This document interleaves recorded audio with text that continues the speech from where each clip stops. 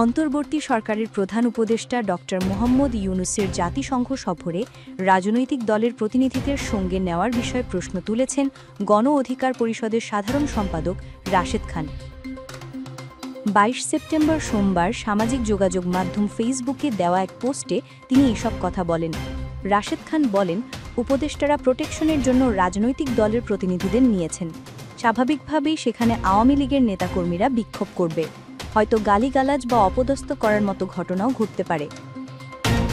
গণ অধিকার পরিষদের এই নেতা বলেন, ইতোমধ্যে বিএনপি জামায়াতের নেতাকর্মীরা ব্যানার নিয়ে নেমেছে, একই সঙ্গে আওয়ামী লীগও সেখানে রয়েছে, ফলে বিদেশের মাটিতে মুখোমুখি অবস্থান তৈরি হয়েছে। যদি রাজনৈতিক প্রতিনিধিরা না যেতেন তাহলে কি বিএনপি জামায়াতের নেতাকর্মীরা আসতেন? তারা না এলে পরিণতি কি হতো?